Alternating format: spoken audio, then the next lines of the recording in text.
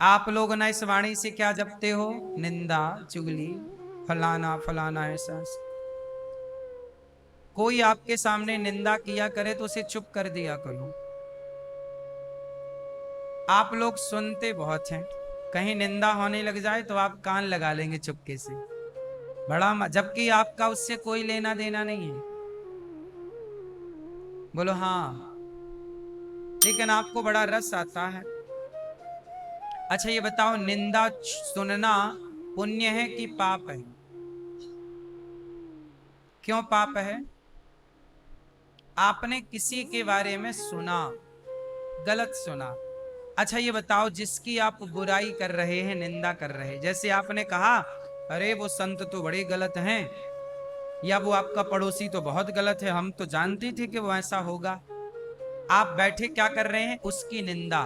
अब ये बताओ कि वो सही है या गलत है? आप जानते हो? बोलो, आप जानते हो? नहीं जानते? कई बार ऐसा होता है।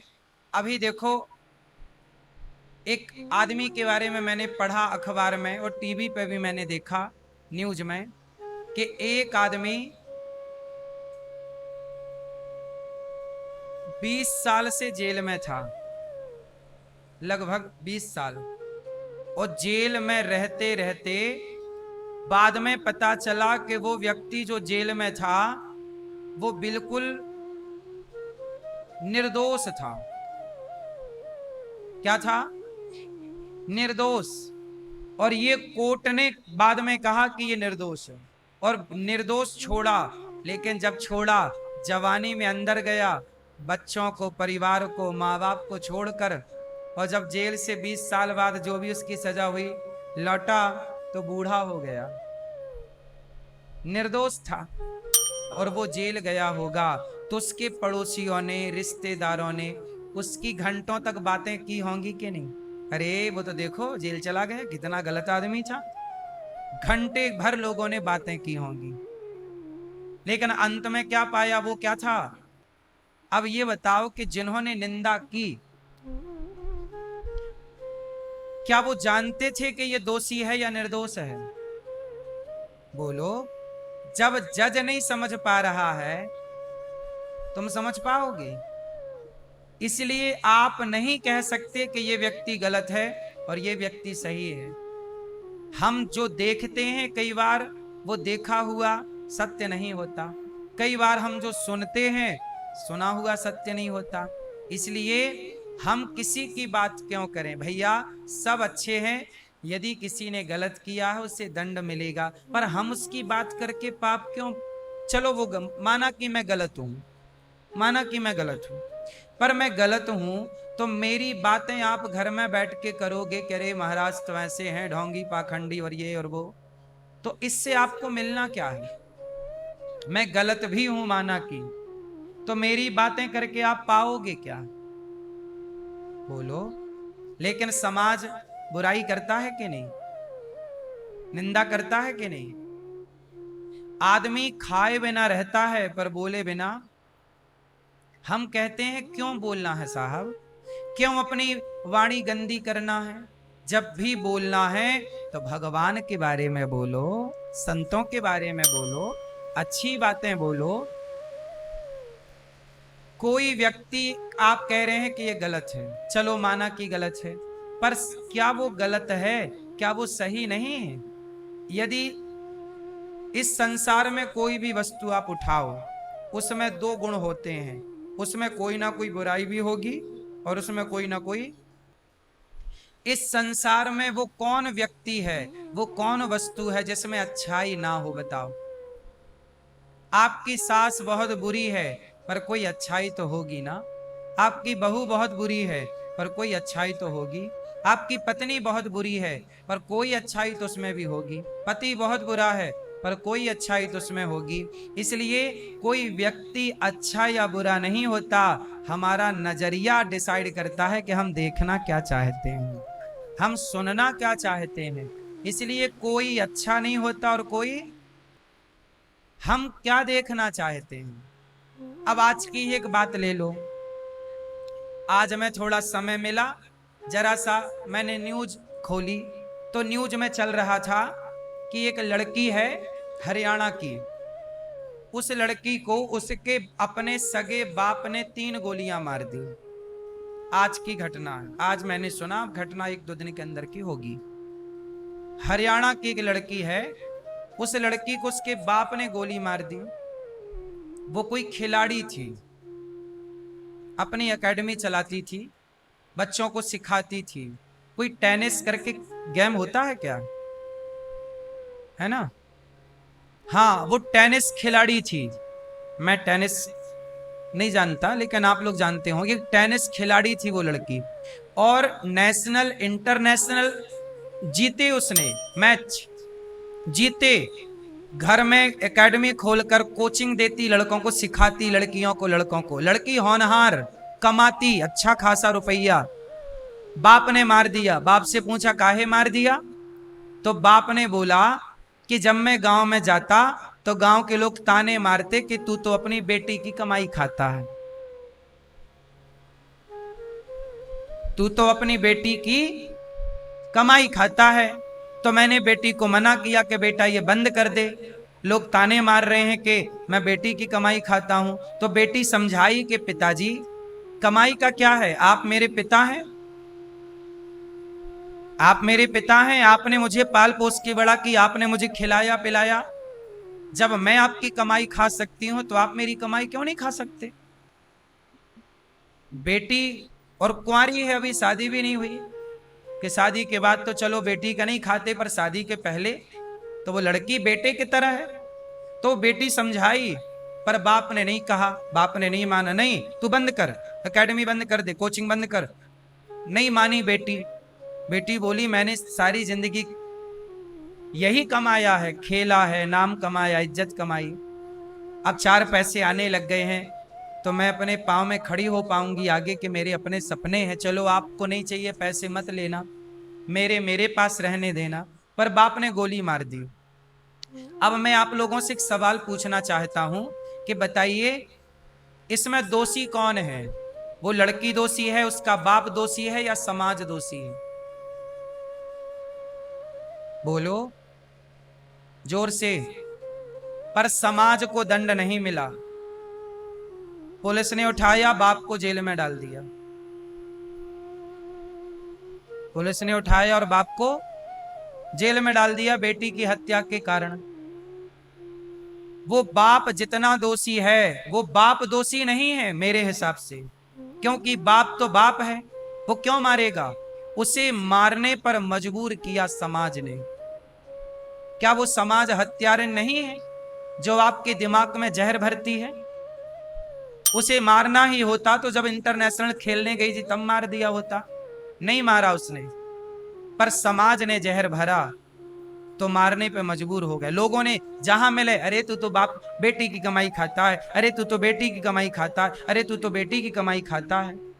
सुन सुन के वो पक गया, भर गया।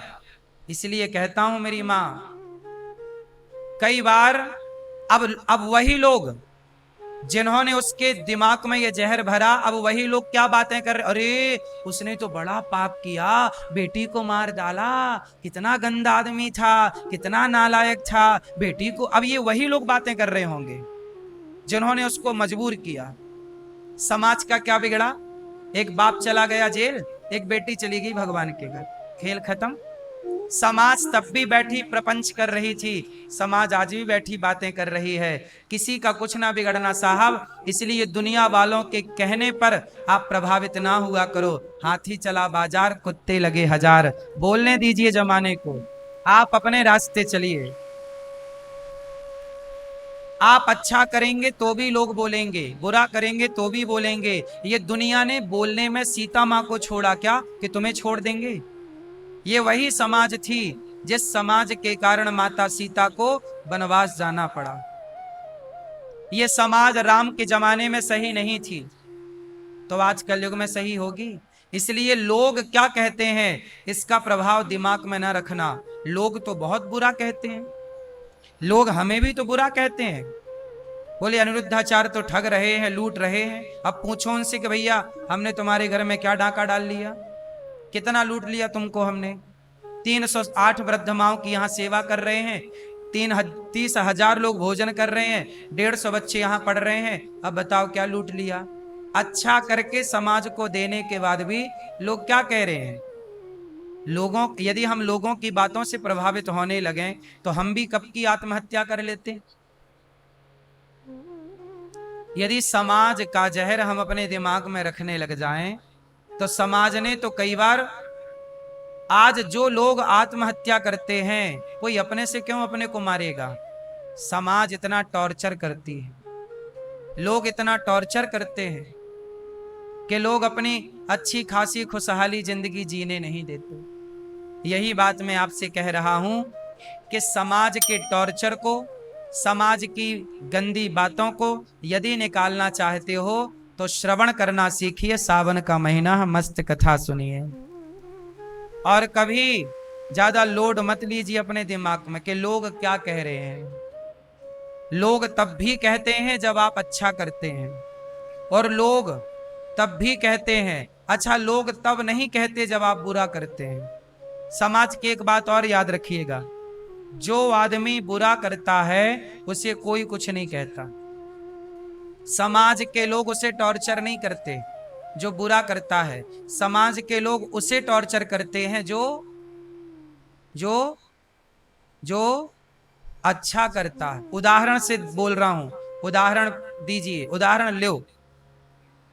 जो व्यक्ति तिलक लगाने लग जाए, जो व्यक्ति, आपकी लड़की, आपका लड़का, कोई आपकी गली मोहल्ले में कोई तिलक लगाने लग जाए, कोई गले में तुलसी की माला पहनने लग जाए, एकादशी का व्रत रखने लग जाए, सूर्य भगवान को जल चढ़ाने लग जाए, माला जपने लग जाए, तो लोग क्या कहते हैं, अरे बड़े पंडित बन रहे हैं, बड़ी मीरा बन रही है। लोग मजाक उड़ाने लगते हैं।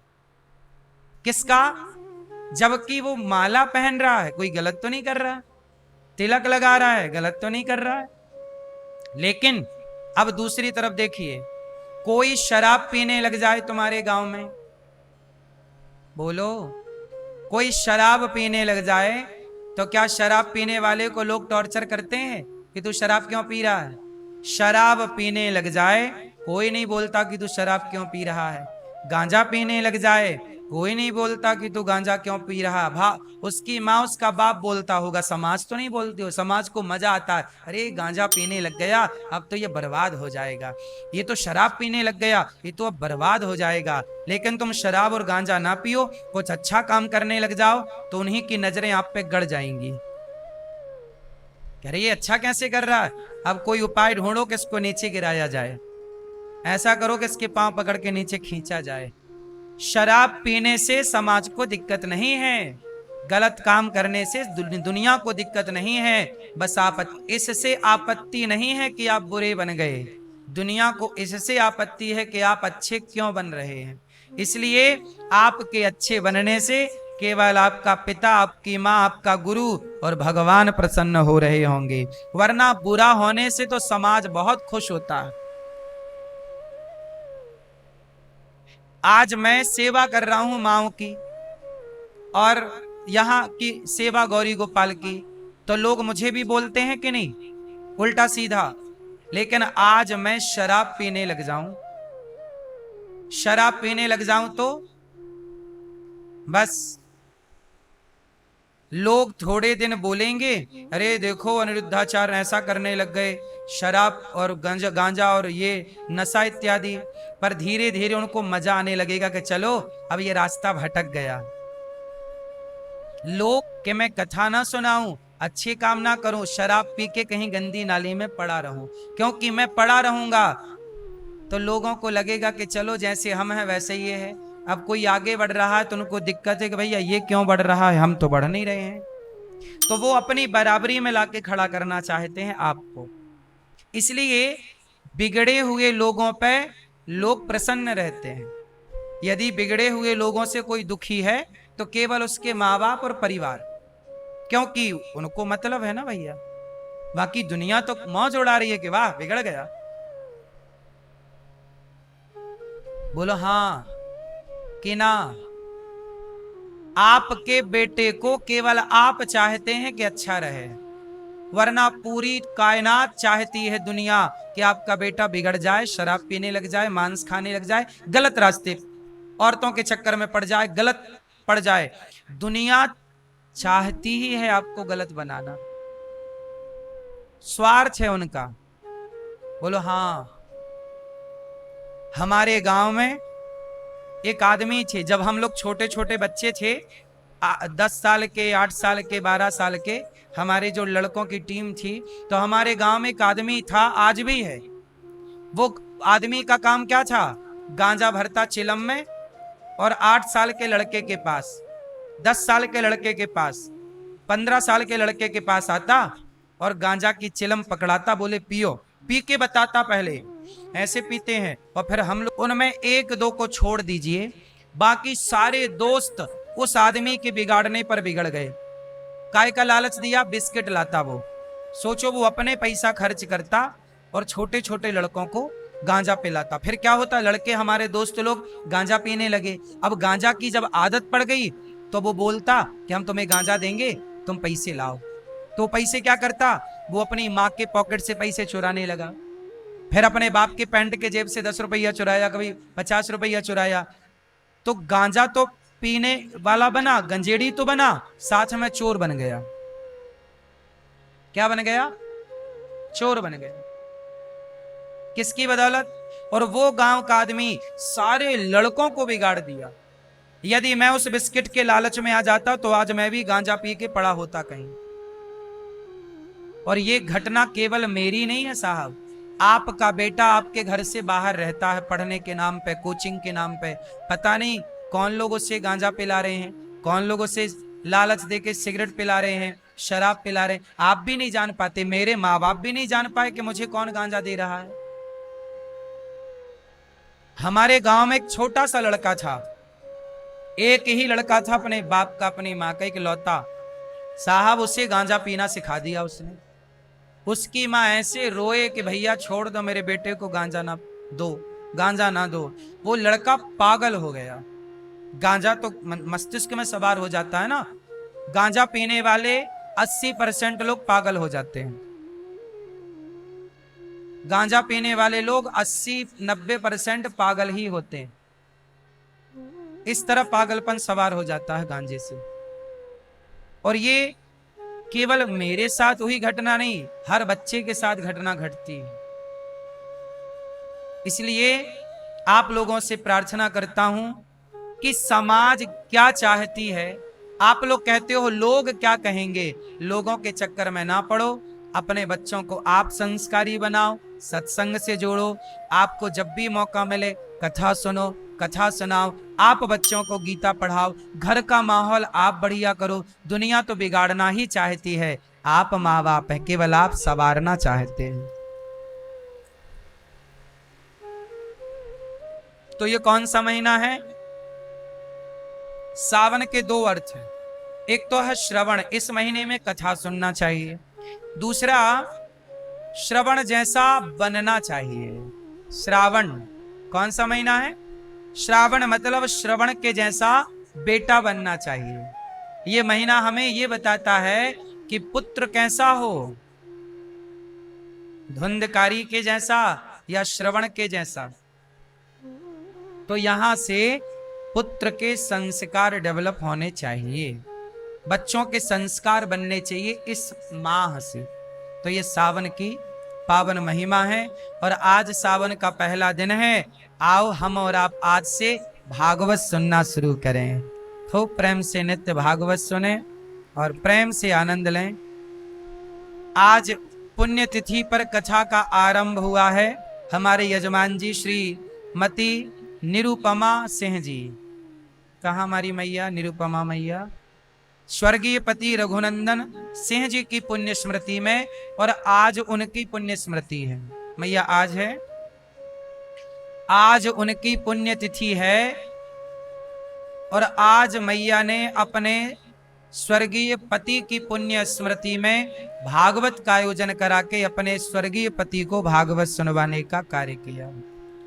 ये एक माँ कर सकती है, एक पत्नी कर सकती है, एक स्त्री जब कोई शुभ कार्य करती है तो उसका पति पक्ष तो तरता है, पुत्र पक्ष भी तरेगा आने वाली, और पिता पक्ष भी तरता है।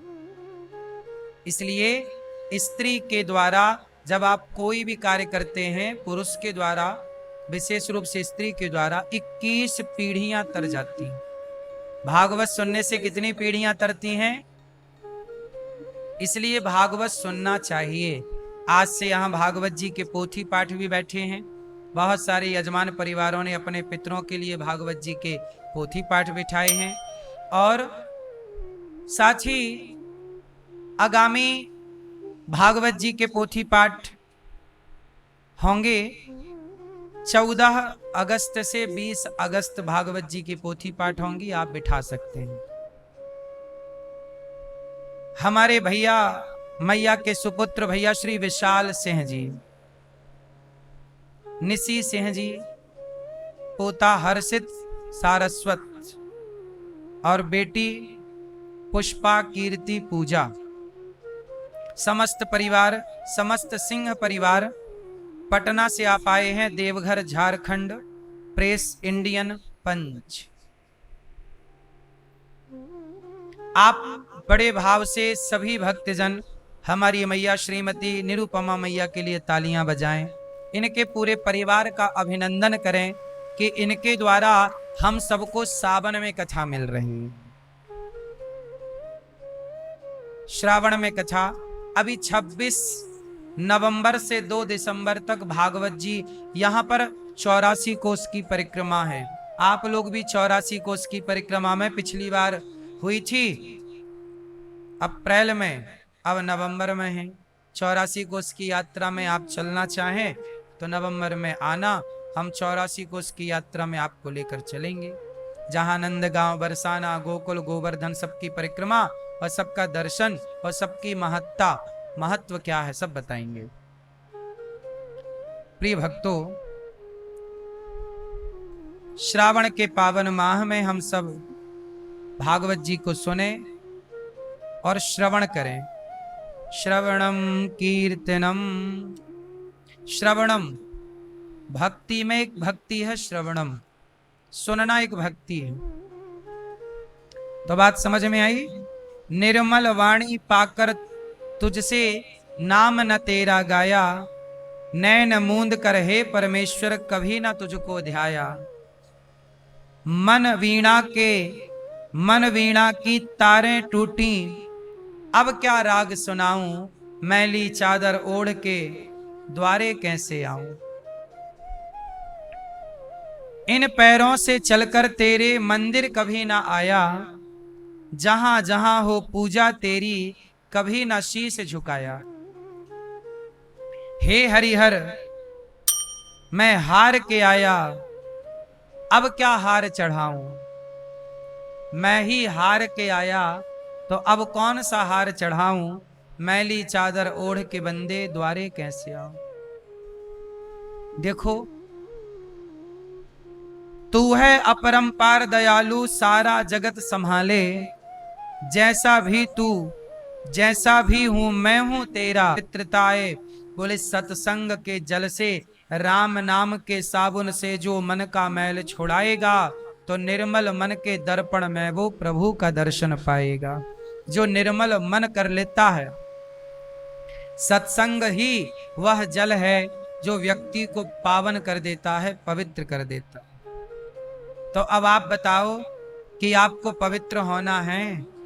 यदि वो लड़की का बाप जिसने 3 गोलियां अपनी बेटी को मार दी, वो सत्संग कर लेता, मेरी बात सुन लेता पहले से, मैं पहले भी बता चुका हूं कि समाज क्या कहें, लोग क्या कहें, ध्यान ना दिया करो। यदि वो इतना सा सत्संग कर लेता तो आज उसकी बेटी जिंदा होती कि नहीं।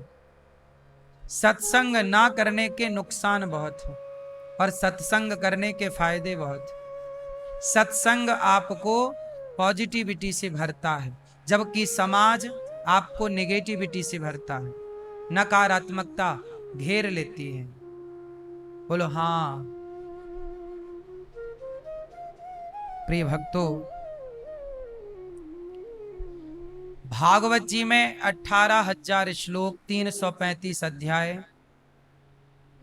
महात्म सच्चिदानंद रूपाय विश्वोत्पत्त्यादि हेतवे तापत्रय विनाशाय श्री कृष्णाय वयं नमः।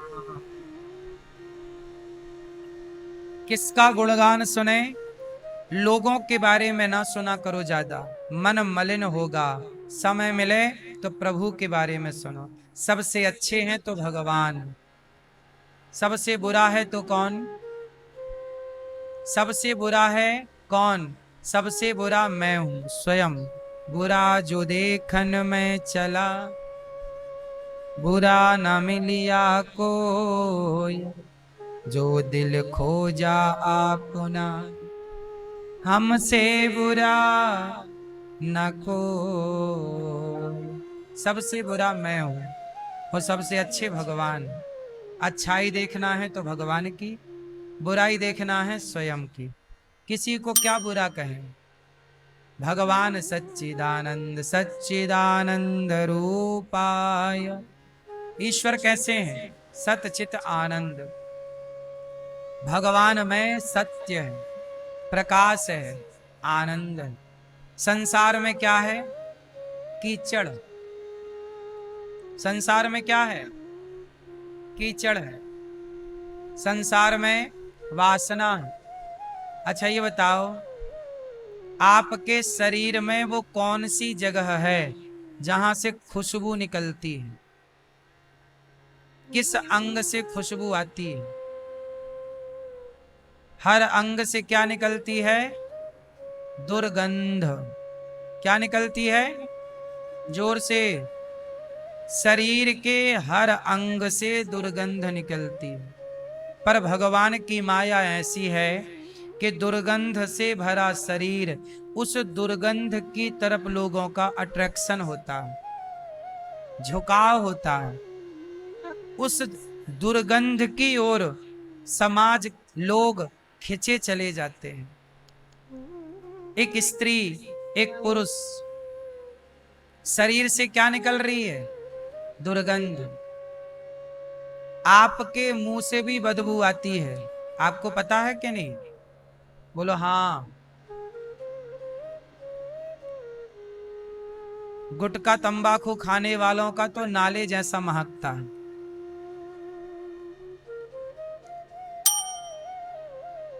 आपके मुंह से क्या निकलती है?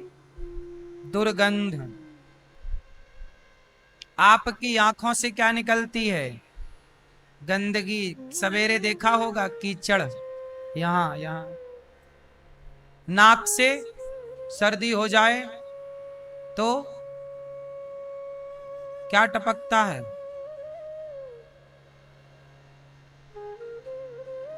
नाला। बोलो हाँ। आपके शरीर में पसीना आ जाए तो पसीने से कैसी बदबू आती है? बोलो हाँ। मलमूत्र तो है ही शरीर में। आप शरीर में कहीं भी उंगली जमाओ, कहीं भी शरीर के किसी भी अंग में उंगली जमाओ और ऐसे घिसो, काला काला निकलेगा। फिर आप क्या करेंगे? उसका गोला बनाएंगे, थोड़ी देर उसके संग खेलेंगे और फेंक देंगे।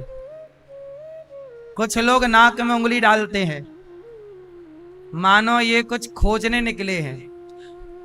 उंगली डालेंगे, कुछ मिलेगा इनको, तो उसको निकाल के उसका गोला बनाएंगे और फिर गोला बना के हाँ या ना? शरीर के हर अंग से क्या है? दुर्गंध।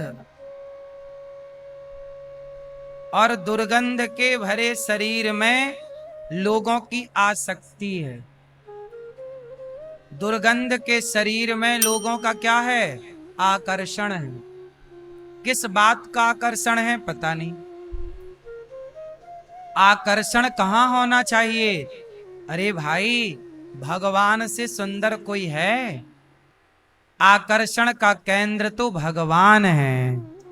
तब तो बड़े बड़े ऋषि मुनि साधु संत सब भगवान की ओर आकर्षित होते हैं। बस आप लोग ही हैं जो संसार में जहां बदबू है, दुर्गंध है, उस तरफ आप खींचे चले जाते हैं। एक स्त्री में, एक पुरुष में क्या है सिवाय गंदगी के, सिवाय दुर्गंध के? लेकिन आज के लड़के लड़कियां उसी दुर्गंध की तरफ खिंच रहे हैं कि नहीं? जैसे सुअर को नाला बहुत अच्छा लगता है, उसी में लौटना, उसी में रहना उसकी आदत बन गई। ऐसे ही आज के कुछ लोगों ने उस दुर्गंध को, उस गलत को सही मान लिया है। अब यहां एक बात बताऊं, स्त्री या पुरुष गलत नहीं, ईश्वर ने गलत तो कुछ भी नहीं बनाया। चलो बताओ इस संसार में वो क्या है जो गलत है? बताओ क्या है जो गलत है? उदाहरण मैं थोड़ा आपको बताता हूं, ऑप्शन देता हूं, ऑप्शन बताओ इस संसार में क्या गलत है? काम, क्रोध, लोभ, मोह, अभिमान। इन पांचों में बताइए आपको क्या गलत लगता है? जोर से, क्या गलत लगा आपको?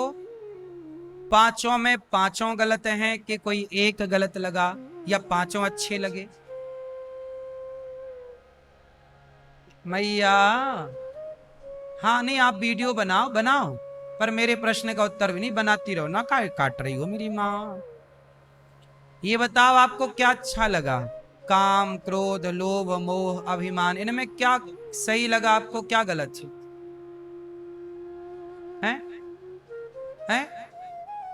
अभिमान गलत। आप बताओ क्या सही लगा आपको, क्या गलत लगा? जोर से। हैं? हाँ, ये पांचों चीज गलत भी हैं और सही भी। कैसे? अब सुनो, पांच में क्या पहले था? काम, फिर क्रोध। तो बात करते हैं पहले की, काम। काम, काम सही भी है, काम मतलब काम वासना। काम गलत भी है और सही भी है। कैसे? यदि आपका विवाह हो गया तो अपनी पत्नी के संग, अपने पति के संग रहकर काम के द्वारा ही तो संतान पैदा करोगे, कोई आकाश से तो टपकेगी ना संतान। तो काम का तो सहारा लेना ही पड़ेगा। तो काम सही है तब जब श्रेष्ठ संतान की उत्पत्ति के लिए किया जाए ईश्वर की आराधना के साथ। जब ईश्वर की आराधना के साथ काम का प्रयोग होगा तो उसी काम से ध्रुव और प्रहलाद जैसी संतान पैदा हो सकती है। उसी तरह क्रोध, क्रोध सही भी है गलत भी। लोग कहते हैं गुस्सा करना गलत है, हम कहते हैं गुस्सा करना अच्छा है। क्रोध कहां करें कहां ना करें? कहां क्रोध करना चाहिए बताओ जरा? हे मैया, कहां क्रोध करना चाहिए? तुम्हारा बेटा पढ़ता नहीं है, थोड़ा गुस्सा करो, डांटो, पढ़ेगा। आंख दिखाओ। थोड़े छोटा बच्चे पे जहां जरूरत है वहां क्रोध जरूर करना चाहिए। आप फैक्ट्री चला रहे हैं तो कार्यकर्ताओं को थोड़ा गुस्सा करके प्यार से भी बोलो, प्यार से नहीं माने थोड़ा डांटना पड़ता है गुस्से, काम क्यों नहीं कर रहा? तो क्रोध वहां सही है जहां व्यवस्था बनाए। क्रोध व्यवस्था बनाने के लिए। बच्चे शोर कर रहे, टीचर आए, गुस्से से चुप बैठ जाओ, चुपचाप, क्रोध से बोले, सारे बच्चे चुप। तो ये क्रोध क्या था? व्यवस्था बनाने के लिए था। लेकिन आप लोग क्रोध करते कहां हैं? अपनी पत्नी पर क्रोध करते हैं, अपनी माता पे क्रोध करते हैं, अपने पिता पे क्रोध करते हैं। जहां क्रोध करना चाहिए वहां जरूर क्रोध करना चाहिए। जब द्रौपदी की साड़ी खिंच रही थी उस समय पितामह भीष्म को क्रोध करना चाहिए था या नहीं? करना था ना? ए दुशासन, क्यों खींच रहा कपड़े? रुक। जहां क्रोध करना था पितामह ने वहां क्रोध नहीं किया, चुप रहे। इसके कारण पितामह को बाणों की सैया पर लेटना पड़ा। तो जहां जितना क्रोध की जरूरत है वहां करो। अब राम जी समुद्र के आगे हाथ जोड़ के बैठे रहे 3 दिन तक। विनय न मानत जलधि जड़, गए 3 दिन बीत। जब 3 दिन हाथ जोड़े समुद्र के आगे बैठे रहे, समुद्र नहीं माना, तो 3 दिन पूरे होने पर चौथे दिन राम ने क्या किया? क्रोध करके, समुद्र अभी सुखाता हूं, क्रोध किया, तुरंत समुद्र थर थर कांपता आ गया। जहां प्रेम से लोग नहीं समझते वहां गुस्से से समझ जाते हैं। तो क्रोध एक व्यवस्था है। कहां क्रोध करें, कितना करें, ये विवेक है या नहीं? बोलो हाँ। जहां जरूरत है वहां क्रोध जरूर किया करो। जैसे मैं छोटी छोटी बहन बेटियों को बताऊं, जब कोई लड़का आपको आई लव यू कहे तो गुस्से से चप्पल निकाल के उसकी तरफ दौड़ो, फिर वो दोबारा नहीं बोलेगा, परेशान नहीं करेगा। और आपको किसी ने आई लव यू कहा और आपने मुस्कुरा दिया, वो समझ गया कि फंस गई। फिर वो वैसे ही जैसे मछली को फंसा के बाद में पानी से निकाल के तड़पाया जाता है, ऐसे तुम्हें भी फंसा के ये दुनिया प्यार के नाम पर तड़पाएगी, परेशान करेगी, तुम्हारा शोषण करेगी। फिर तुम शोषण करवाना, क्योंकि फंसी तुम ही हो। बोलो हाँ। जैसे मछली पकड़ने वाला कांटा नहीं डालता, कैंचुआ लगा के मांस का टुकड़ा लगाता है कांटा में, उसे बंसी कहते हैं मछुआरों की भाषा में। टेढ़ा कांटा होता है, उसमें कैंचुआ लगा के और पानी में डालते हैं। मछली को लगता है कोई मांस का टुकड़ा, जाके गप से खाती है, और खाती है तो उसके कांटा घुस जाता है, छटपटाती है, फिर उसे मछुआरा निकालता है। ऐसे जो कांटा है ना मछली को फंसाने के लिए, ऐसे तुम्हें फंसाने के लिए आई लव यू का कांटा डाला जाता है। ये आई लव यू वो कांटा है।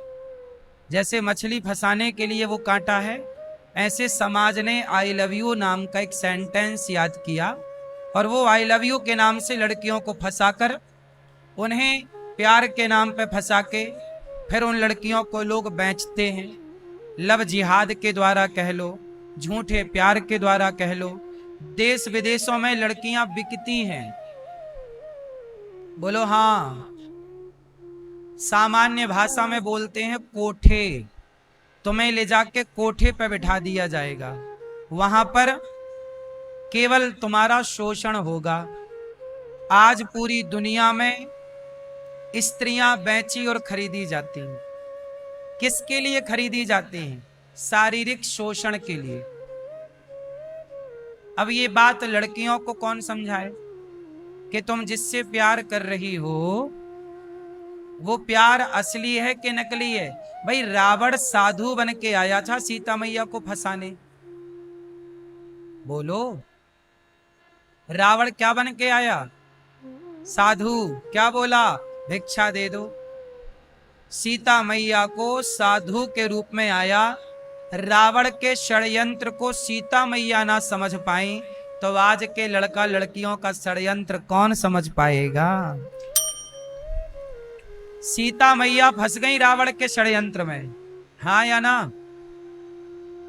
आप नकार सकते हो इस इतिहास को? फिर जब सीता मैया फंस गई रावण के षड्यंत्र में, तो आज जो तुम्हें आई लव यू कह रहा है, तो आप ये कैसे वेरीफाई करोगे कि ये षड्यंत्र नहीं है? क्या आई लव यू षड्यंत्र का मोहरा नहीं हो सकता? बोलो। इसलिए कहता हूं कि क्रोध जरूर करना चाहिए। जो तुम्हें आई लव यू कहे, शादी के पहले की बात है ये।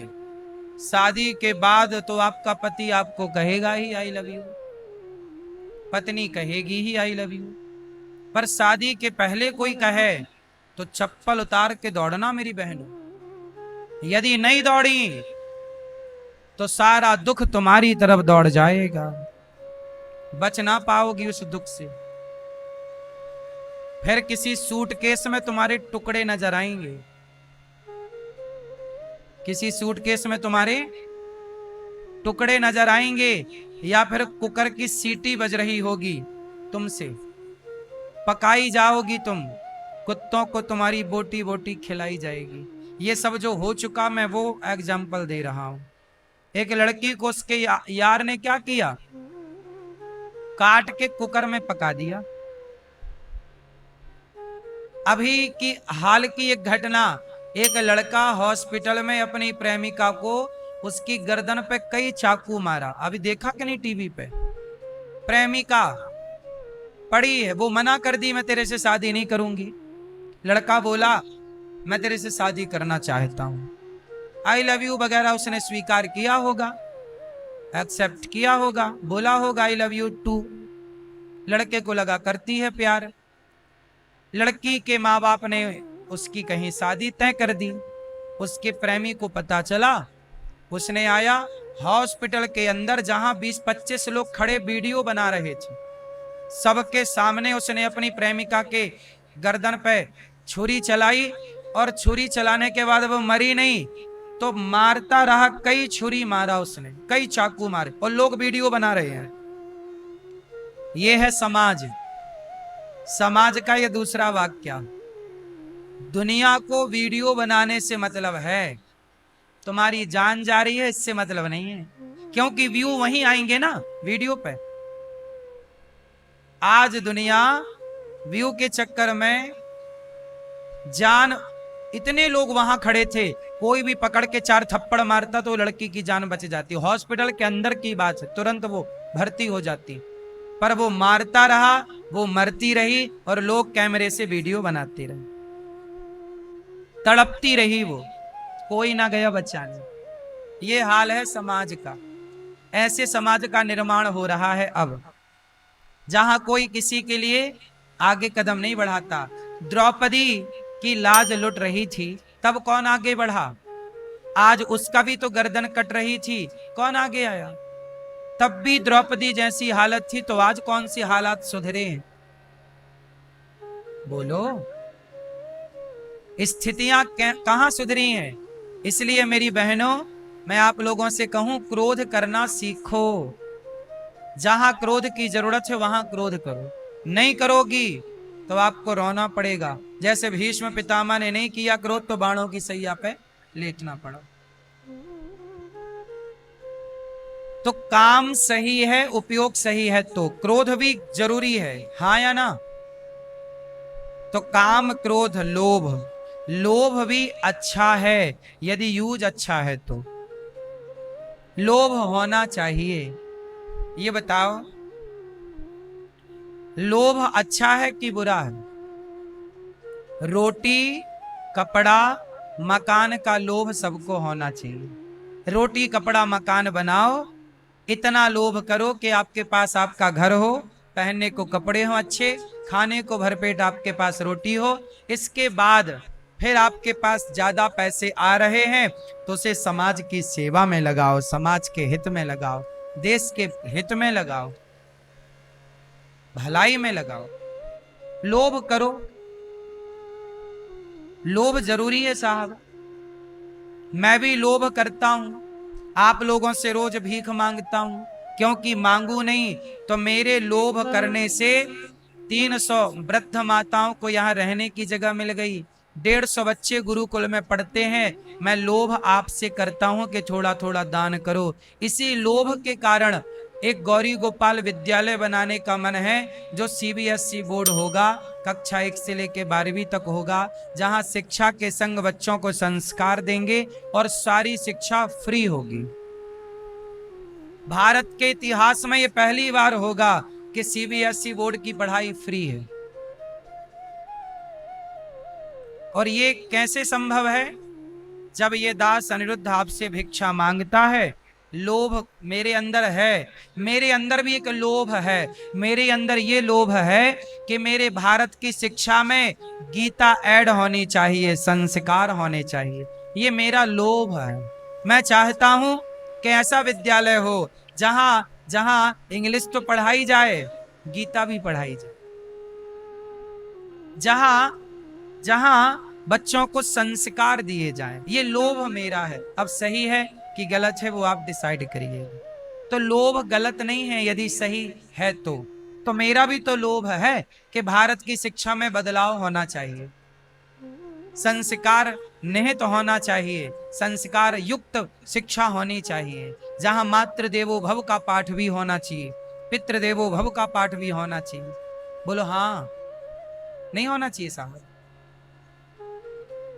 हमारी शिक्षा में ये परिवर्तन जरूरी। अब कौन करेगा? मेरे अंदर लोभ है कि कोई करे ना करे, मैं करके दिखाऊं। तो मैं लोभी हूं मैं कि भाई मैं परिवर्तन चाहता हूं। तो लोभ है तो काम करना पड़ेगा। तो मेरा लोभ सही है कि गलत है? सही है। इसके लिए मैं एक काम करना शुरू कर रहा हूं, गौरी गोपाल विद्यालय बनाऊंगा आप सबसे सहयोग लेकर, और बच्चों को पढ़ा लिखा करके सर्वोच्च शिक्षित और संस्कारी नागरिक बनाऊंगा। यहाँ के बच्चों, देश के बच्चों, कोई भी बच्चा पढ़ सकता है। एक लड़की मेरे पास आई कुछ दिन पहले प्रश्नोत्तरी में, बोले मेरे माँ बाप नहीं हैं, मेरी 5 बहनें हैं, उन्होंने मुझे अनाथ आश्रम में दे दिया था, अनाथ आश्रम हो गया बंद, अब मैं क्या करूं? मेरा कोई नहीं है, पर मैं पढ़ना चाहती हूं। अब बताओ, वो लड़की जिसका ना बाप है ना माँ है, ना समाज में कोई जिम्मेदारी लेने को तैयार, समाज में ना जाने कितनी बेटियां ऐसी हैं और कितने बेटे ऐसे हैं, क्या इन्हें हम और आप मिलकर नहीं पढ़ा सकते, योग्य नहीं बना सकते? इनके लिए और आप सबके बच्चों के लिए भी ये विद्यालय रहेगा कक्षा 1 से 12वीं तक, फिर उसके बाद कॉलेज की बात बाद में करेंगे। तो ये लोभ है। तो काम अच्छा है, सही उपयोग है, तो क्रोध अच्छा है, सही उपयोग। मैं भी गुस्सा करता हूं, पर वहां करता हूं जहां गुस्से की जरूरत पड़ती। काम, क्रोध, लोभ, लोभ मेरे अंदर भी है। अभिमान, अभिमान होना चाहिए। किस बात का? हनुमान जी को अभिमान था। रावण ने पूछा, ए बंदर तू कौन है? तो क्या बोला हनुमान जी ने? ए रावण, जाके बल लवलेस ते जितऊं चराचर झारी, तास दूत मैं उनका दूत हूं जिनकी पलक झपकने से सृष्टि का प्रलय हो सकता है। हनुमान जी से सीता मैया ने कहा, तू कौन है बच्चा? तो बोला कि राम दूत मैं, मां तू जानकी, सत्य शपथ करुणा निधान की। हनुमान जी को इस बात का घमंड है कि मैं राम का दास हूं। मुझे भी इस बात का घमंड है कि मैं भगवान का दास हूं, मैं प्रभु का हूं। मैं किसका हूं? आप भी भगवान के बनकर ये घमंड रखिए कि आप ईश्वर के हैं। इस बात का घमंड तो होना ही चाहिए कि मैं भगवान का हूं। तो ये घमंड सही है। पर आप घमंड कैसा रखते हैं? मेरा ये, मेरा वो, मेरी गाड़ी, मेरा बंगला, मेरा परिवार, ये घमंड काम ना आएगा साहब। गाड़ी बंगला का घमंड काम ना आएगा। तो घमंड भी अच्छा है यदि सही दिशा में है तो। बात सही है। मोह भी अच्छा है। बेटे का मोह गलत है, पत्नी का मोह गलत है, परिवार का मोह गलत है, परंतु भगवान से मोह हो जाए कि हम भगवान के बिना नहीं रह सकते, तो बताओ ये मोह सही है कि गलत है? आपका मोह, आप किसके बिना नहीं रहती हो? बोले हम अपने बेटे के बिना कैसे रहें, पत्नी के बिना कैसे रहें, पति के बिना कैसे रहें। जितना मोह जगत से है इतना मोह जगन्नाथ से हो जाए तो आपका भला हो जाएगा कि नहीं? बोलो हाँ। बस थोड़ा बदलने की तो जरूरत है ना मेरी माँ। मीराबाई के पति मर गए, लोगों ने कहा मीरा रोती नहीं हो तुम, थोड़ा रो लो, पति मर गए तुम्हारे भोजराज। मीराबाई बोली मैं क्यों रोऊं? बोले तुम्हारे पति मर गए। मीराबाई बोली कि मेरे पति तो मर ही नहीं सकते, मैंने जिनको अपना पति माना है वो थोड़ी मरते हैं। ऐसे बर को क्या बरूं जो जन्मे और मर जाए, बरिए बर गोपाल को मेरो चुनरो अमर कर जाए। मैंने तो गोपाल को अपना वर बनाया है, वो मरेगा नहीं, अब मैं क्यों रहूं? तो देखो ये सीख है हमारे लिए, रहो संसार में। अच्छा एक बात बताओ, कमल का पुष्प पानी में रहते हुए भी पानी से दूर रहता है कि नहीं? पानी से चिपका है क्या?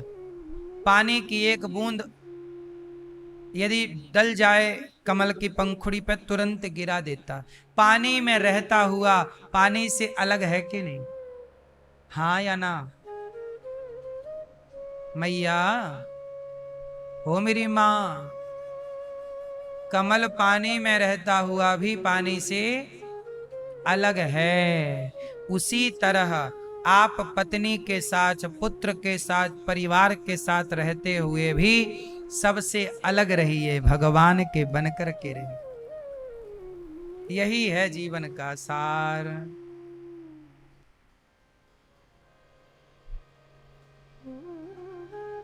अभिमान जगत का क्या,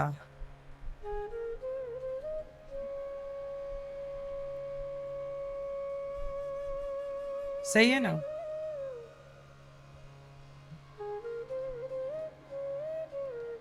संसार में उलझना नहीं। हाँ, जब तक जीवन में गुरु नहीं आए तब तक मैं अभिमान करता रहा, पर गुरु आए तो अभिमान चला। पहले मैं काम क्रोध लोभ मोह में पड़ा था, पर अब इन सबको देखता हूं तो लगता है कि गुरु ने सही दिशा दे दी, सही ज्ञान दे दिया कि हम जैसे कमल का पुष्प कमल में पानी में रहता हुआ भी खिला है, ऐसे हम संसार में रहते हुए भी कमल की तरह खिले रह सकते हैं। बस सही ज्ञान की जरूरत है। बोलो हाँ। तो अभिमान बेटे का, बेटी का, परिवार का। आपको बड़ा अभिमान, द्रौपदी को अभिमान था कि मेरे 5 पति हैं, वो पांचों बलवान, सारा घमंड चला गया कि नहीं? जब कपड़े उतारे गए कोई ना आया, वो द्रौपदी का घमंड तो जाना ही था। आए तो कृष्ण आए, आएंगे तो भगवान ही काम आएंगे, तुम भरोसे कितने भी रह लो संसार के। सुखदेव भगवान प्रकट होते ही भगवत चिंतन में लग गए, उन्होंने ही राजा परीक्षित जी को भागवत सुनाई। 88,000 ऋषि बैठे हैं, सूत जी आए, सबने प्रश्न किया, गुरुदेव कृष्ण प्राप्ति करम शाश्वत साधनम तद्वदाधुना, हमें ऐसी कथा सुनाइए जिससे कृष्ण की प्राप्ति हो जाए। इस कली काल में कृष्ण को पाना चाहते हो तो क्या करना पड़ेगा?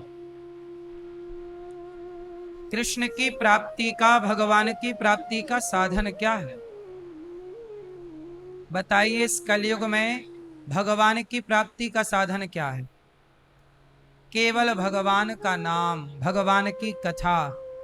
इसलिए सूत जी ने कहा हम आपको कथा सुनाते हैं, जो कथा देवताओं को दुर्लभ है। देवता भी कथा सुनने के लिए मृत्यु लोक आते हैं। एक बार जब राजा परीक्षित जी को सुखदेव जी भागवत सुना रहे थे तो देवराज इंद्र स्वर्ग का अमृत लेकर के आए।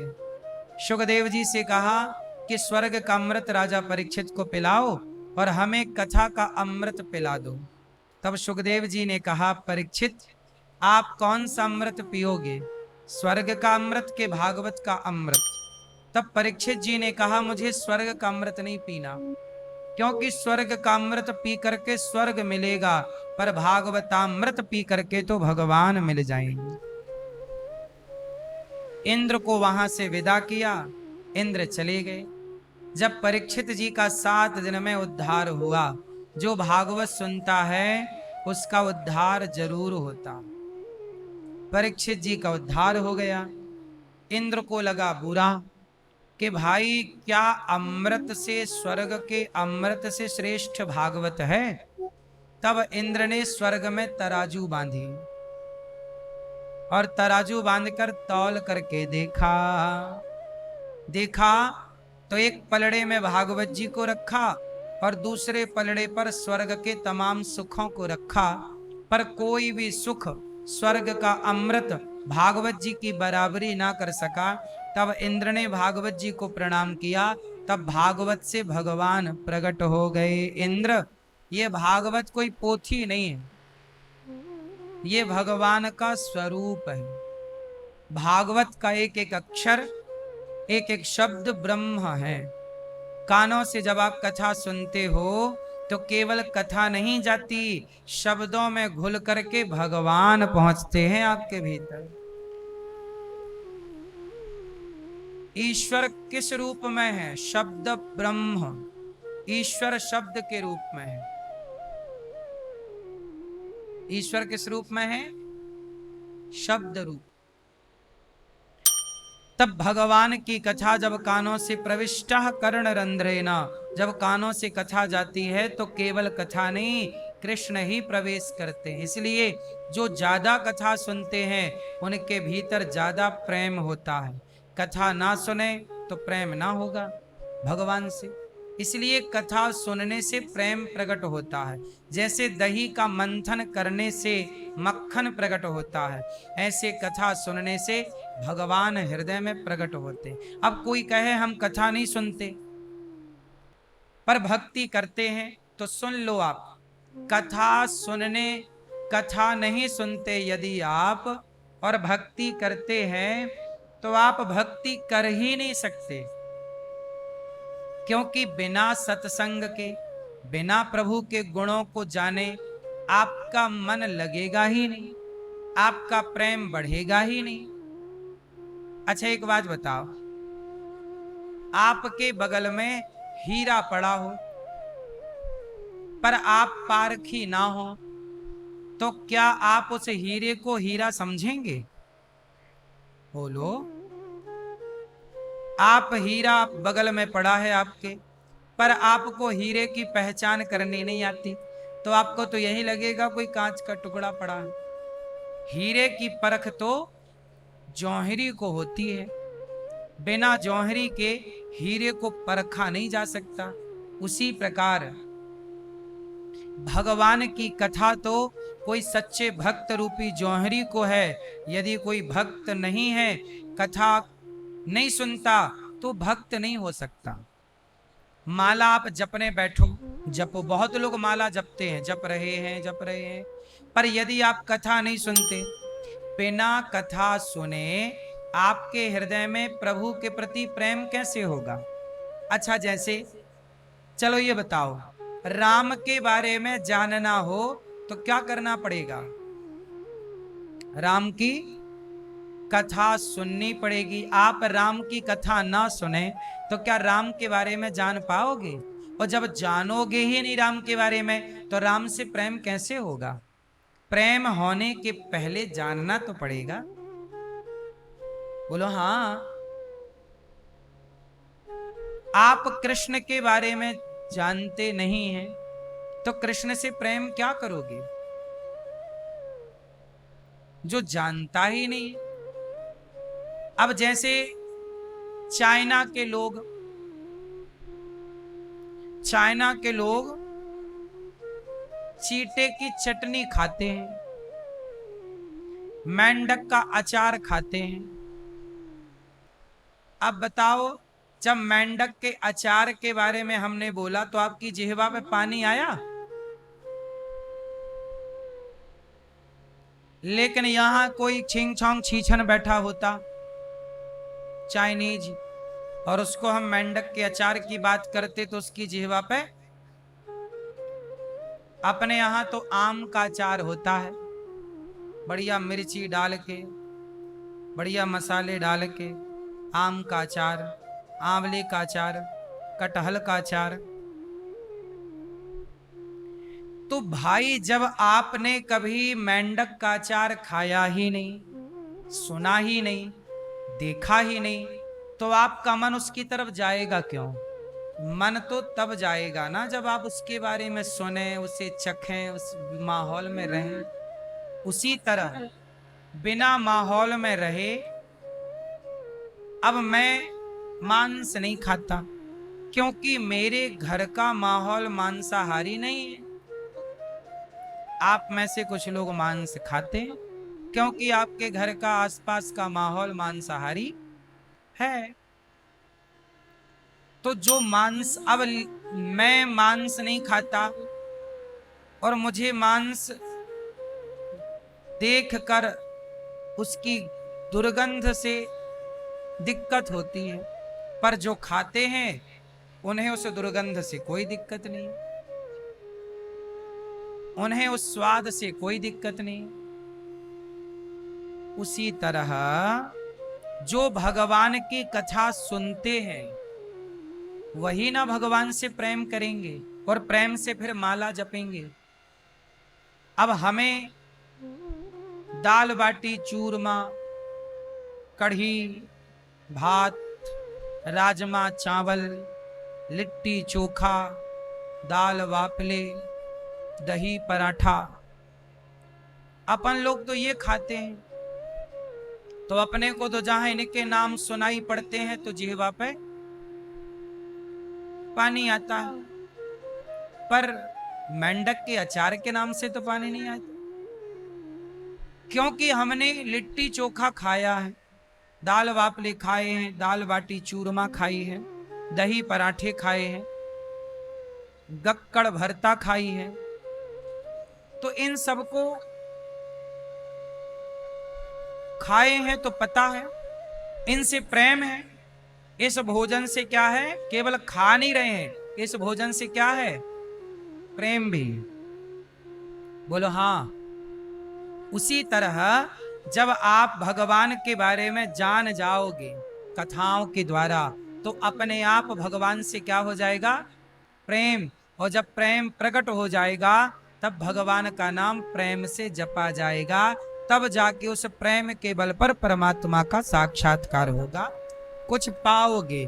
कोई कहे जी मैं कथा नहीं सुनता लेकिन मैं नाम जप करता हूं, तो चलो नाम जप बेसिक ठीक है, प्राइमरी स्कूल के विद्यार्थी हो तो ठीक है,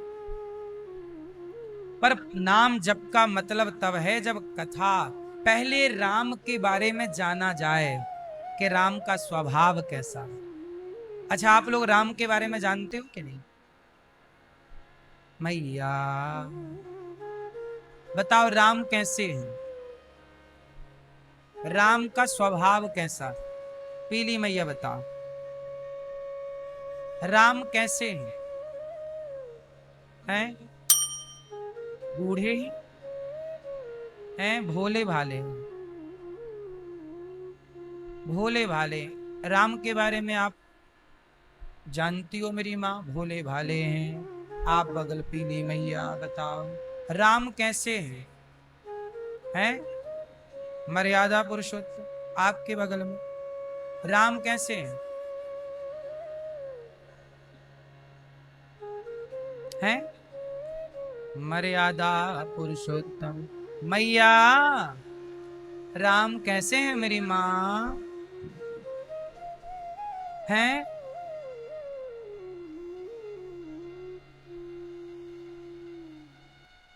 भैया बताओ राम कैसे हैं? हैं हाँ राम कैसे हैं?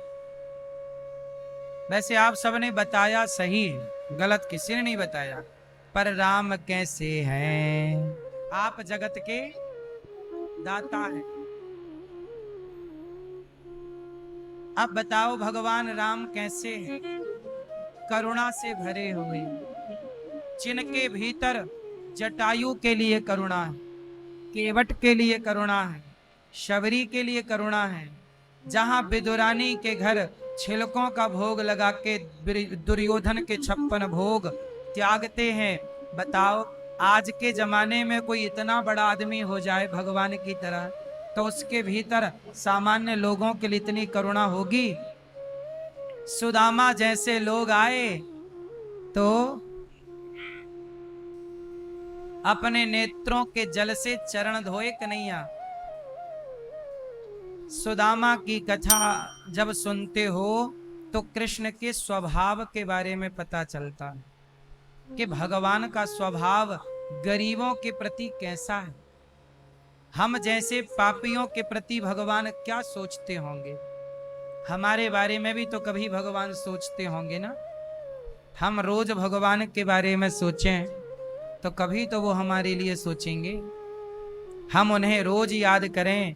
लक्ष्मी जी जब पांव दबाती हैं तो भगवान नारायण पड़े पड़े क्या करते हैं?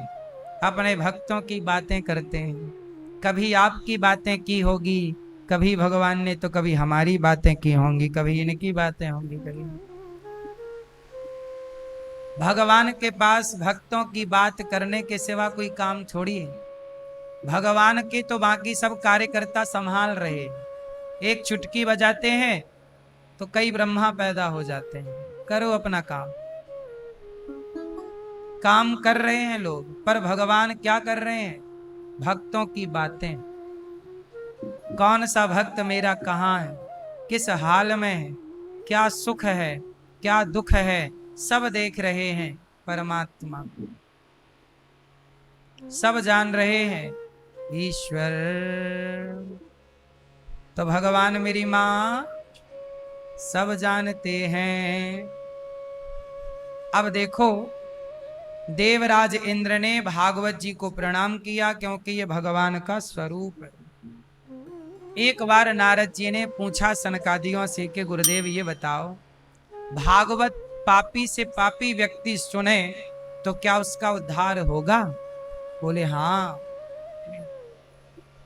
कोई कितना भी बड़ा पापी हो भागवत सुन के तरेगा जरूर।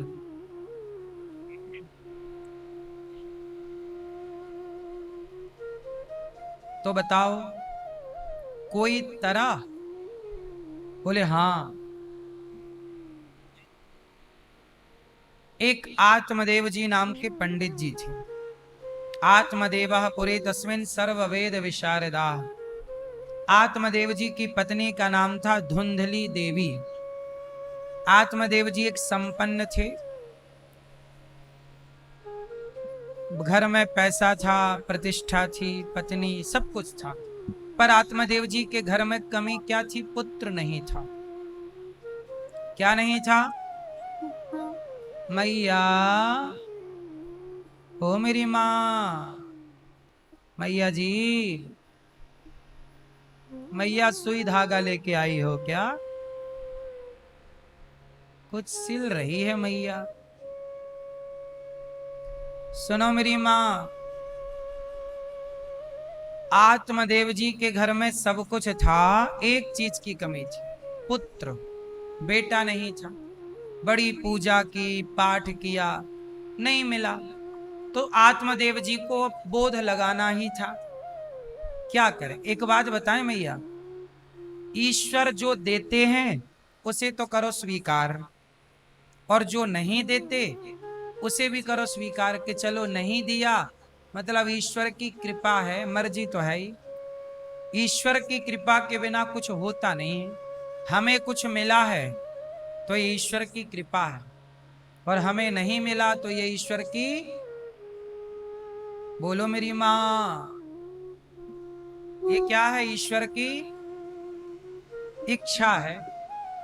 लेकिन कुछ लोग क्या करते हैं कि ईश्वर की इच्छा को स्वीकार नहीं करते।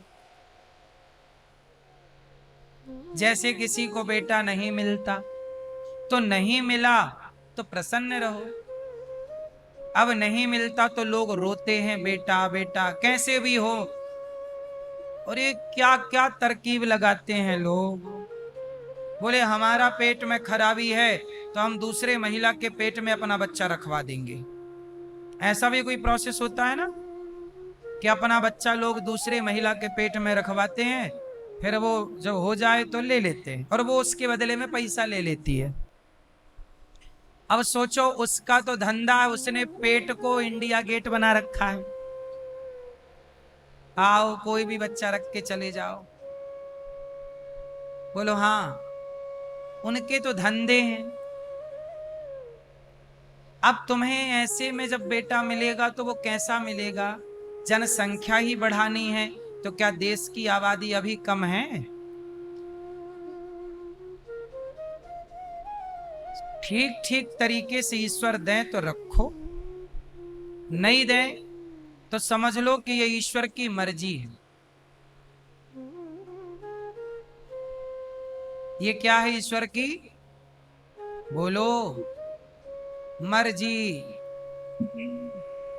अब उदाहरण से देखो, ईश्वर की जो मर्जी है उसमें यदि आप खुश हैं तब तो आप खुश रहेंगे, और ईश्वर की मर्जी के खिलाफ आप गए तो फिर दुख सहने को तैयार रहिएगा। कठोर दुख आएगा, फिर ना रोइएगा। कुछ उदाहरण से मैं आपको समझाऊं, आपकी खोपड़ी में चला जाएगा। सुनो, उदाहरण देख लो माता कैकई का। अयोध्या का राजा किसे बनाया दशरथ जी ने? जोर से, राम को। प्रजा ने किसे स्वीकार किया? राम को। लेकिन कैकई ने राम को स्वीकार नहीं किया। कैकई बोलती है मेरा बेटा बनेगा। मतलब जब ईश्वर ने राम को बनाया है अयोध्या के लिए, और राजा और प्रजा चाह रहे हैं कि राम राजा बने, तुम क्यों टांग अड़ा रही हो? कैकई माँ ने क्या किया? अरे जो विधाता ने लिखा ही नहीं उसे तुम कैसे बदलोगे? तुम कितनी भी जिद कर लो, तुम्हारे भाग्य में क्या आएगा? दुख और आ जाएगा। बोलो हाँ। भाई, ईश्वर के विधान को स्वीकार क्यों नहीं करते? जब ईश्वर का विधान ये है कि राम राजा बनेंगे, पर कैकेयी बोली कि नहीं, मैं ईश्वर के विधान को नहीं मानती, मेरा बेटा राजा बने, और पूरी टांग अड़ा के, और कैकेयी मां ने षड्यंत्र के तहत बदलाव किया, पर क्या बदल पाई? बोलो, क्या भरत को राजा बना पाई? अरे राम राजा बन रहे थे, स्वीकार कर लेती तो आपका यश होता। लेकिन आपने प्रकृति के विधान को, ईश्वर के विधान को मैटना चाहा, आपने स्वीकार नहीं किया, तो क्या हुआ? आपका समाज में अपयश हो गया। बोलो, आपके बेटे ने आपको माता कहना छोड़ दिया, भरत जी ने बोला मैं तुम्हें माता नहीं कहूंगा। तुम्हारे मुंह पे कीड़े क्यों नहीं पड़ गए जब तुमने मेरे राम को वनवास भेज दिया? उसके बाद किसने कैकेयी को स्वीकार किया? वो तो राम ने फिर भी स्वीकार किया, लेकिन समाज में थू थू तो हो ही गई ना, अपयश तो हो गया। पति की मृत्यु हो गई दशरथ जी किसी चक्कर में, केवल इसलिए कि कैकेयी माता ने परमात्मा के विधान को स्वीकार। जोर से, आप लोग भी खुरापात करते, जो परमात्मा तुम्हें नहीं देना चाह रहे। अब जैसे तुम्हारा विवाह हुआ और विवाह के कुछ दिन बाद पति की मृत्यु हो गई किसी की, इसका मतलब है कि परमात्मा तुमसे ये कहना चाहता है कि अब तुम अपने मन को भगवान में लगाओ। तुम्हारे भाग्य में पति का सुख नहीं है, यदि होता तो वो आदमी मरता क्यों? अब आप मन को कहां लगाओ? ईश्वर पर। आप क्या करते हो? ईश्वर को चैलेंज करते हो, नहीं हमारे भाग्य में नहीं था, कोई बात नहीं, हम ईश्वर की बात नहीं मानेंगे। मर गया तो क्या हुआ? दूसरा जिंदाबाद। तो कोई दूसरे से वो इलू इलू कर लेती है। और जब दूसरे से इलू इलू हुआ तो अभी कितनी मैयाएं मेरे पास आ गई, गुरुजी हम बहुत परेशान हैं, हमारा 2 बार तलाक हो गया, तीसरे की तैयारी है। जब प्रकृति ने, परमात्मा ने तुम्हें एक पति दिया, यदि वो साथ छोड़ के चला गया तो अब समझ लो कि ये ईश्वर का इशारा है कि तुम अपना कल्याण करो मन भगवान में लगा कर। यदि तुम फिर दूसरा तीसरा ढूंढोगी तो तुम व्यर्थ में दुख ही पाओगी। सुख होता तुम्हारे भाग्य में तो एक से ही मिल जाता। ईश्वर को चैलेंज ना करो, ईश्वर के मैसेज को स्वीकार करो। समझ में आई? पहले की स्त्रियां विधवा रह के गुजार देती थीं, पर पराये पुरुष के बारे में नहीं। यही धर्म है।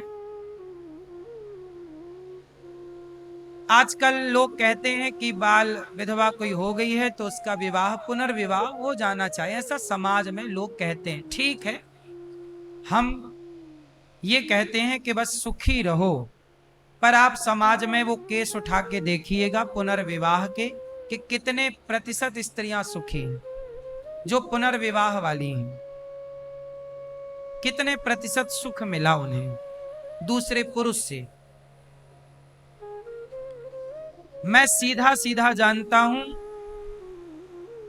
कि चित्त भगवान में लगाओ, जो ईश्वर का विधान है स्वीकार करो।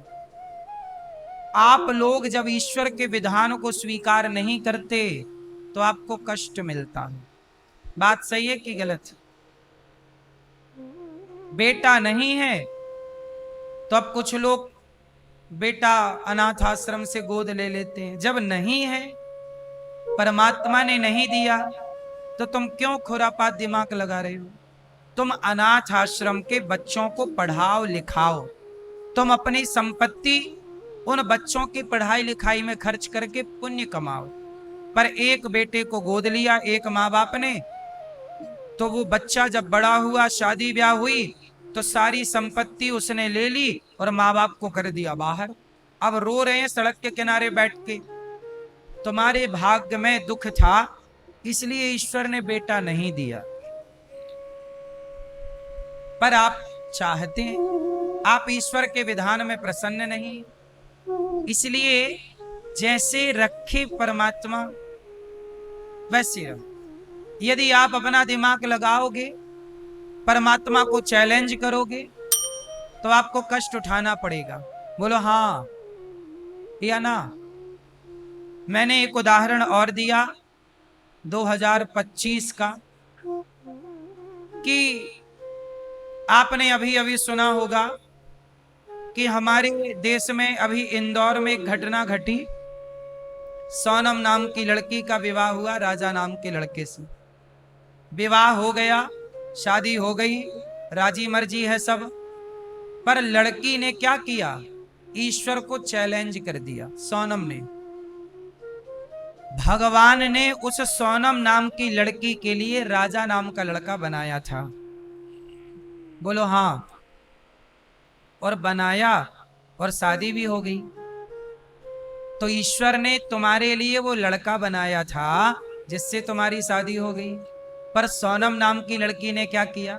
ईश्वर के बनाए उस लड़के को, ईश्वर के दिए उस पति को उसने स्वीकार नहीं किया। वो हनीमून के बहाने ले गई और अपने पति को मरवा दिया। और एक और लड़का था जिससे वो प्यार करती थी, उसके साथ रहना चाहती थी। यदि तुम्हारे भाग्य में तुम्हारा प्रेमी होता तो ईश्वर उसी से ना ब्याह कराता? बोलो, भगवान उसी से ब्याह कराते। लेकिन परमात्मा ने आपके लिए राजा नाम का लड़का चुना। लेकिन आपको ईश्वर का विधान स्वीकार, आपने ईश्वर को चैलेंज कर दिया। नहीं, हम परमात्मा के हिसाब से नहीं चलेंगे, भगवान के बनाए लड़के को मार देंगे और जिससे हम प्यार करते हम उसके संग जिंदगी गुजारेंगे। पूरा प्लान किया उसे रास्ते से हटाने का, फिर षड्यंत्र रचा। वो सब आपने टीवी पे सुना, अखबार न्यूज में। क्या हुआ? जब ईश्वर को चैलेंज किया उस लड़की ने, तो उसके जीवन में दुखों का पहाड़ टूट गया। वो जेल चली गई, पति की हत्या के जुर्म में समाज में अपयश पाया।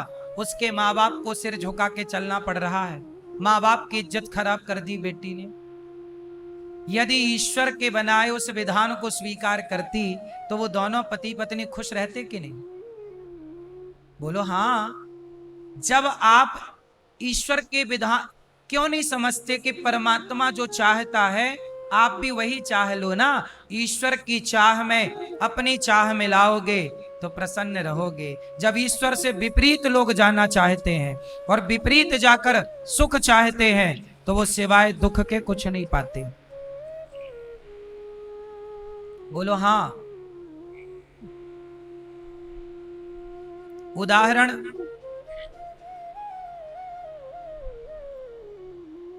उदाहरण दूसरा, मेरठ में एक घटना घटी। एक पत्नी ने अपने पति को ड्रम में पैक कर दिया। जिसे ड्रम में पैक किया वो उसका पति था। उसकी एक छोटी गुड़िया थी, बच्ची। परमात्मा ने तुम्हारा पति उसे ही बनाया था। बोलो हाँ। आपने क्या किया? ईश्वर के विधान को बदल दिया। बोले इसे तो हम करेंगे ड्रम में पैक और इस टपोरी के संग करेंगे शादी। क्या हुआ? मिला वो टपोरी। पति अच्छा खासा और चला गया। जो 50,000 रुपया खर्चा देता था अपनी पत्नी को घर बैठे, लंदन में रहता था उसका पति, ड्रम में जिसको पैक किया। सोचो विदेश में रहकर भी वो अपनी पत्नी से प्यार करता था, वरना वहां की लड़कियों से कर लेता प्यार मोहब्बत, तुम्हें धोखा दे देता। नहीं, वो ईमानदार था। तुम्हें ईमानदार लड़का दिया था ईश्वर ने, लेकिन तुमने उसे खाने में जहर दे दिया, बेहोशी की दवाई दे दी, खिला के सुला दिया, मार दिया। क्या पाया? जेल में बैठी हो, चक्की चल रही हो। समाज की नजरों में लोक परलोक दोनों बिगाड़ा। क्या पाया बताओ ना? पति को मार के क्या पा लिया? या जो पुरुष पत्नियों को मारते हैं वो क्या पा जाते हैं?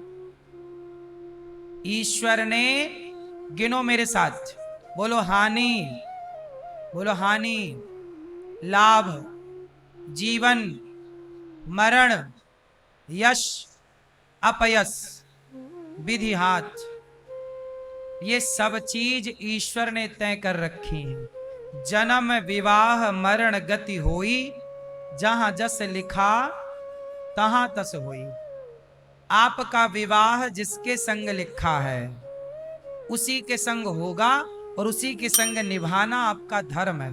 यदि विवाह हो गया फिर आप सोच रहे हैं मैं बदल लूं, अरे बदलाव होता तो ईश्वर ये देते क्यों? इसलिए जिसके संग हो गया उसके संग रहना, जिंदगी गुजारना, यह ईश्वर का विधान है, यही धर्म है। इसी से तुम्हारा भला होगा। यदि तुम ईश्वर की नियति को बदलना चाहोगे या चाहोगी तो तुम्हारे आगे सर्वनाश आके खड़ा हो जाएगा। बोलो हाँ कि ना?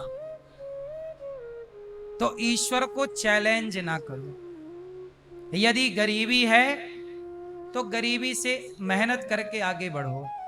ये नहीं कि तुम गरीब हो तो सट्टा खेलने लग जाओ, जुआ खेलने लग जाओ, चोरी करने लग जाओ। ये बाईपास ना अपनाओ कि जी मैं रातों रात धन्ना सेठ हो जाऊं। यदि तुम्हें ईश्वर अमीर ही बनाना चाहता तो तुम्हें अडानी अंबानी के घर में पैदा करता। बोलो, तुम्हारे किस्मत में जब गरीबी है तो उस गरीबी को हंसते हंसते स्वीकार करो, ये ईश्वर का विधान है। उसे चैलेंज ना करो। मेहनत करके कमाओ, मेहनत के साथ आगे बढ़ो, गरीबी दूर होगी। इसका मतलब ये नहीं कि मैं गरीब हूं तो साहब मैं मर्डर करने लग जाऊं। गरीब हूं इसका मतलब ये नहीं कि मैं तुम्हारे घर में चोरियां करने लग जाऊं। गरीब हूं इसका मतलब ये नहीं कि मैं किडनैपिंग चालू कर दूं, कि किसी बच्चे को किडनैप कर लूं। भाई गरीब हूं। सुदामा भी तो गरीब थे, पर वो गरीबी से बचने के लिए बाईपास तो नहीं अपनाया ना, कि चलो जी कोई गलत काम करके। नहीं, ईश्वर के विधान में प्रसन्न थे सुदामा, और उस विधान में जब चले तो परमात्मा ने समय बदला। वो गरीब सुदामा दुनिया के सबसे अमीर बन गए, धन धान्य से भरा।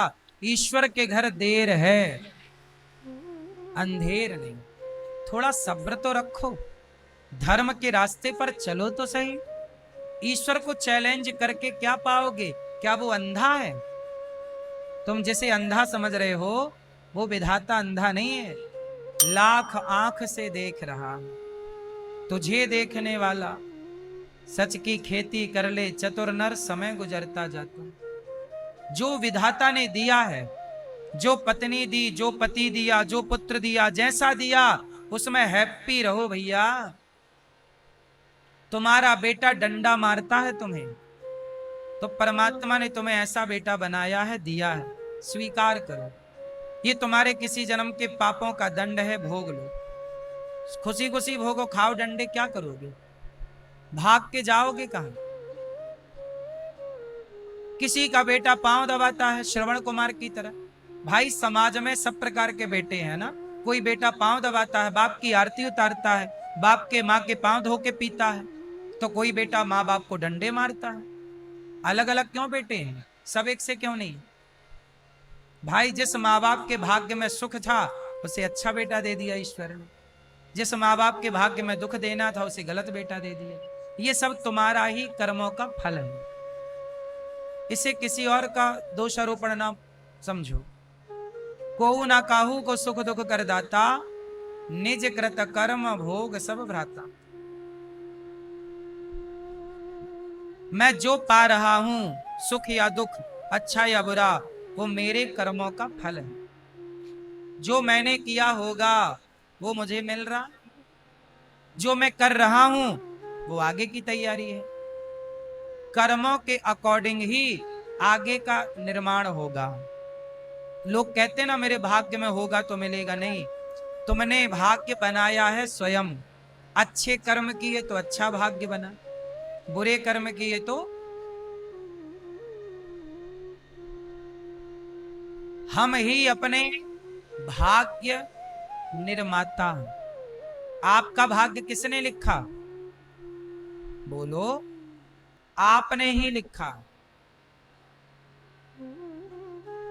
हमारा भाग्य हमने लिखा। परमात्मा तो वही लिखता है ना जो आपके बजट में है। जैसी करनी पेड़ बोए बबूल का, तो आम कहां से आए? है ना मेरी मां? इस विधि के विधान को लोग नहीं समझते और मनमाना दिमाग लगाते हैं तो परेशान होते हैं।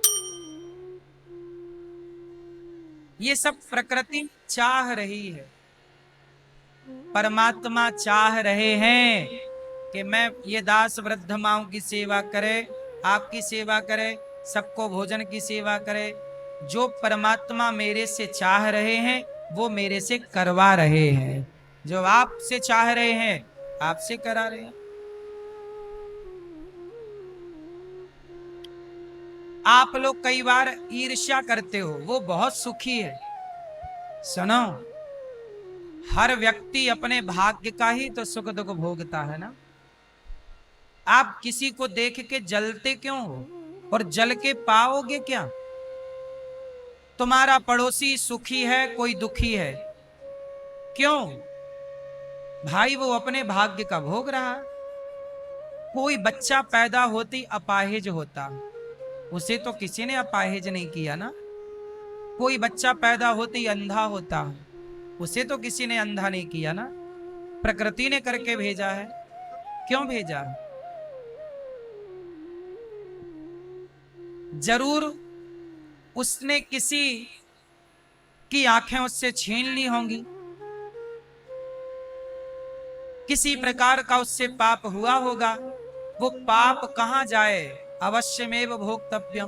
वो पाप जो हुआ है वो यहां आके भोगना पड़ेगा। बोलो हाँ। कहां जाएगा तुम्हारा पाप, ये बताओ। तुम किसी की, अब ये बताओ, पृथ्वीराज चौहान की आंखों को फोड़ दिया, बोलो हाँ। जब फोड़ दिया, जब तुमने किसी को अंधा किया, तो क्या प्रकृति तुम्हें अंधा करने से छोड़ देगी?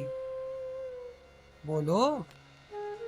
तुमने किसी की रोशनी छीन ली, आप किसी के बेटे को मार डालो, तो परमात्मा तुम्हारे बेटे को छोड़ेगा? दशरथ जी के साथ यही तो हुआ। दशरथ जी ने श्रवण कुमार को मारा, तो श्रवण कुमार के माँ बाप तड़प तड़प के मर गए। तो दशरथ जी भी जब बाप बने, तो ये भी, इनका पुत्र वनवास गया तो ये भी तड़प तड़प के मर गए। हिसाब बराबर। बोलो हाँ कि ना। जो जस करहि सो तस फल चाखा। बात समझ में आ रही है कि नहीं? इसलिए ईश्वर के आगे होशियार ना बनो, वो सबसे होशियार है।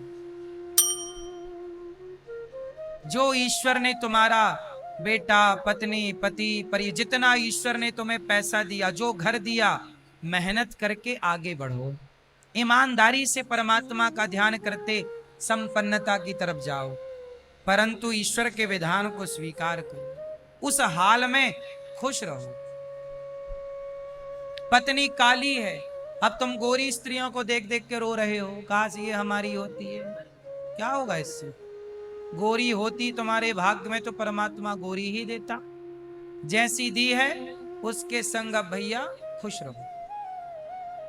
बोलो हाँ। अब क्या होगा?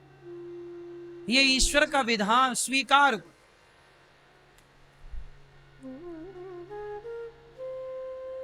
आत्मदेव जी नाम के ब्राह्मण थे, उनके बेटा नहीं था। संत जी से कहा पुत्र चाहिए। देखो, जब भाग्य में नहीं था आत्मदेव जी के, तो संत जी ने समझाया कि जब भाग्य में है ही नहीं तो क्यों जिद कर रहे हो। आत्मदेव जी ने जिद की। देखो, जब ईश्वर के विधान को आप नहीं मानते तो किस तरह दुख आके खड़ा होता। आत्मदेव जी नाम के पंडित जी थे, पुत्र नहीं था। एक साधु के पांव पकड़ के जिद करने लगे, बेटा चाहिए चाहिए चाहिए चाहिए। साधु बोले भाग्य में है नहीं, पर तुम जिद्दी हो गए, ईश्वर के विधान को स्वीकार नहीं कर रहे, तो लो। पत्नी को फल दे दिया, बोले ये फल खिलाना, पुत्र होगा। देखो, जब भाग्य में नहीं है तो आया हुआ भी चला जाएगा। आत्मदेव जी ने फल पत्नी को दिया, फल गैया को खिला दिया धुंधली ने, तो गैया के बच्चा हो गया गौकर्ण, और धुंधली की बहन का बेटा हुआ, उसे खरीद के नाम रखा धुंधकारी। अब वो बेटा हो गया, सबको यही बताया कि हमारा बेटा है हमारा, जबकि वो बहन का बेटा था, धुंधली की बहन का। अब नाम रखा धुंधकारी। अब आत्मदेव जी बड़े खुश हो गए कि भैया हमारे बेटा हो गया। जब भाग्य में नहीं था और आपने बेटा पाया, तो धुंधकारी बड़ा होके इतना दुष्ट निकला कि अपने बाप को डंडे से मारता। ले डंडा, धम धम। आत्मदेव जी चिल्ला रहे हैं, बचाओ, कोई नहीं आ रहा बचाने। खूब मारा, लातें, जूता, लाठी, डंडा। आत्मदेव जी पिट रहे हैं, पिटो और पिटो, क्योंकि आपने ईश्वर के विधान को स्वीकार। आपके भाग्य में बेटा नहीं था तो क्या जरूरत थी बेटा मांगने की? देते परमात्मा तो यूं ही दे देते। बोलो हाँ। खुश रहते ना, ईश्वर का चिंतन करते, हरि गुण गाते। जब आपको बेटा नहीं था और आपने जिद करके लिया, तो अब ऐसा बेटा मिला है कि तुम्हें खून के आंसू रुला रहा है। आत्मदेव जी रोए, बेटे ने मारा, बेटे ने मारा, बहुत मारा। हे भगवान, इससे बढ़िया तो नहीं था तो ही अच्छा था। लोग आके खड़े हो गए ना वहीं पे कि नहीं था तो ही अच्छा था। इसलिए तो परमात्मा ने नहीं दिया। तुम केवल वर्तमान को देखते हो, परमात्मा भूत भविष्य सबको जानते हैं। इसलिए ईश्वर के विधान में प्रसन्न रहा जाए। ईश्वर की मर्जी में खुश रहा जाए। आत्मदेव जी को डंडे पड़े, धुंधकारी ने मारा, ऐसा बेटा कि बाप को मारा। तब गौकर्ण जी ने ज्ञान दिया कि पिताजी ये बेटा अपना नहीं है, भगवान अपने हैं, मन भगवान में लगाओ। पहले ही मन भगवान में लगाए होते तो बेटे के डंडे ना खाने पड़ते, पर बेटे के डंडे के बाद ही कुछ लोगों को अक्कल आती है। कुछ लोग होते ही ऐसे हैं जो ठोकर खाने के बाद ठाकुर की तरफ भागते हैं, अर्थात भगवान की तरफ भागते हैं। तो ठोकर भी जरूरी है। आत्मदेव जी गौकर्ण जी के ज्ञान से देहे स्थिमांस रुधिरे भिमतिम त्यजत्वम जाया सुतादिसु सदा ममता विमुंच। अंत में गौकर्ण जी ने कहा, सेवा कथा रसमहो नितराम पिबत्वम। शरीर हड्डी मांस का बना हुआ है, इसमें क्या आसक्ति रखते हो पिताजी? आप कहते हो बेटा मेरा है, बेटा क्या शरीर भी अपना नहीं है? अपना है तो सेवा करो, कथा सुनो और सदा सेवा कथा का रस पियो, भगवान का चिंतन करो, इसी से भला होगा। गौकर्ण जी के ज्ञान से भागवत जी का पाठ करके आत्मदेव जी ने उद्धार कर लिया अपना। पर धुंधकारी ने अपनी माता को मारा, बाप को तो मारा, मैया धुंधकारी को भी मारा। धुंधकारी माँ धुंधली को मारा, धुंधली बेचारी रोने लग गई, कुएं में कूद के बेचारी मर गई। जब माँ बाप को मारा धुंधकारी ने, आज भी समाज में धुंधकारी जैसे बेटे हैं। बोलो हाँ, कौन से बेटे हैं आज? आज भी समाज में धुंधकारी जैसे बेटे, श्रवण जैसे बेटे भी हैं तो धुंधकारी जैसे बेटे भी। इसलिए आपसे मेरी विनती है कि धुंधकारी जैसे बेटों से बचो, भगवान में मन लगाओ। गौरी गोपाल आश्रम में वृद्ध माताएं क्यों रहती हैं? इसलिए कि बेटे धुंधकारी जैसी हरकतें कर रहे हैं। जब बेटा अपनी मां को निकालेगा तो रहने को मैया को कहीं तो जगह चाहिए। यदि बेटा धुंधकारी ना बनता तो फिर वृद्धाश्रम बनाने की जरूरत क्या थी? बोलो हाँ कि ना? मैया क्या बोलती तू? आज समाज में बेटे धुंधकारी जैसे हैं या नहीं, जो माँ बाप को सता रहे हैं।